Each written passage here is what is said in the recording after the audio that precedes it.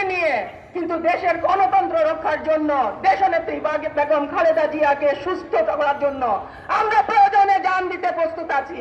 আমরা কাফনের কাপড় পরে রাজপথে নামবো, কখনো সেটা ভুলে যাবেন না। বেগম খালেদা জিয়া মুক্তির জন্য, তার চিকিৎসার জন্য আজকে শহীদ মিনারে দাঁড়িয়ে আমাদেরকে বক্তব্য রাখতে হচ্ছে। এর সাথে আমাদের জন্য আর কিছু হতে পারে না।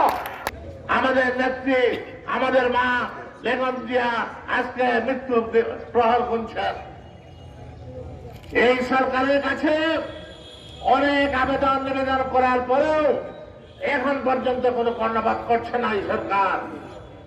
তাই বাইরে আমার সোজা আঙ্গুলে গিয়ে উঠে না, সোজা আঙ্গুলে গিয়ে উঠবে না।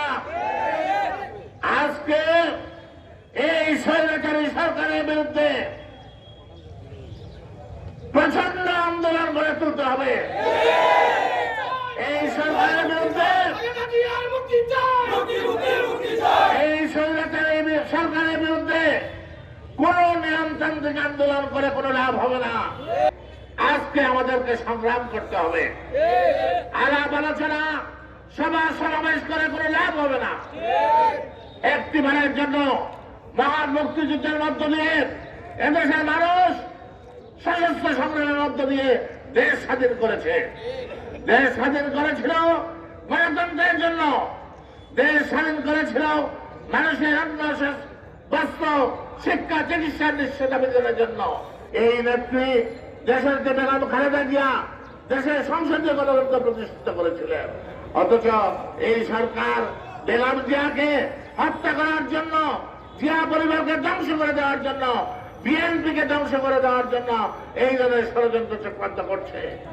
বাইরে আবার কোন ষড়যন্ত্র চক্রান্তে বিএনপি দীর্ঘ 22 বছর থেকে এই স্বৈরাচারী সরকারের বিরুদ্ধে রাজপথে আন্দোলন করে আসছে।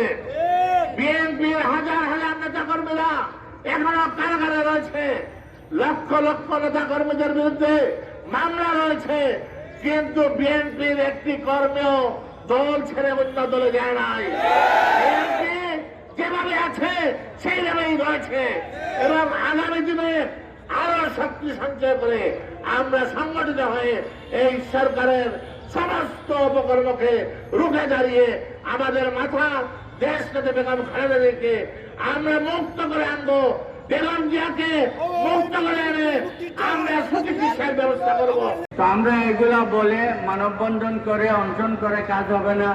আমি বলবো সিলেট মহানগরের পক্ষ থেকে, সিলেটবাসীর পক্ষ থেকে আমাদের কেন্দ্রীয় নেতৃবৃন্দ যারা রয়েছেন বাংলাদেশ জাতীয়তাবাদী দলের, তাদেরকে আমরা বলবো আপনারা কঠিন কর্মসূচি দেন।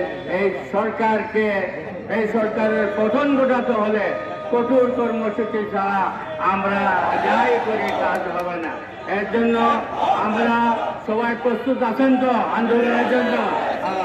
আমরা সবাই প্রস্তুত। যখন কেন্দ্র থেকে যে কর্মসূচি দেবে সেই কর্মসূচি আমরা কঠোরভাবে সিলেটে পালন করব।